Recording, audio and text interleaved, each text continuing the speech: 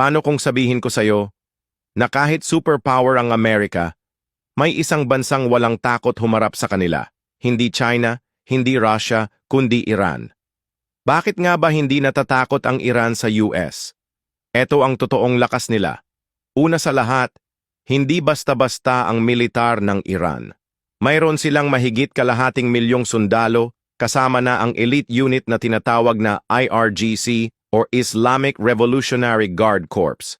Ang IRGC, hindi lang sundalo, meron silang sariling Air Force, Navy at Missile Command at loyal sila hindi sa presidente kundi sa Supreme Leader mismo. Pero ang tunay na panakot ng Iran, mga ballistic missiles.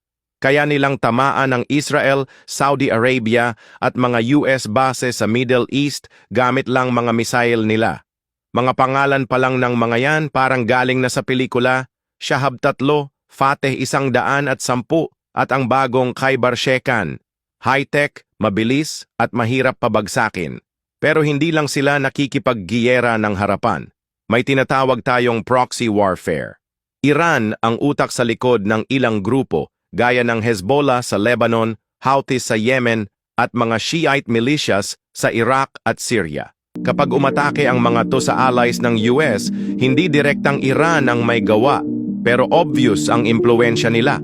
At eto pa, kontrolado ng Iran ang Strait of Hormuz, isang makitid na daanan ng dagat kung saan dumadaan ang halos 20% ng oil supply ng buong mundo.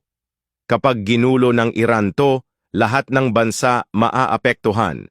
Matindi rin ang paninindigan ng Iran. Simula pa noong 1979 na Islamic Revolution, ang gobyerno nila ay anti-West at anti-America. Ang mentalidad nila, mas mabuting mamatay kesa sumuko sa dayuhan. Kaya kahit may sanctions, kahit under pressure, lumalaban pa rin sila gamit ang disiplina, taktikang matalino at ideolohiyang matibay. Hindi dahil mas malakas sila kaysa Amerika, kundi dahil alam nilang, sa isang malaking giyera, lahat talo. At sa larong ito ng lakas, minsan, yung may pinakakakaibang taktika, ang pinakadelikado. At kung nagustuhan mo ating video, pa-like at follow naman, tas mag-iwan ng opinion sa ibaba.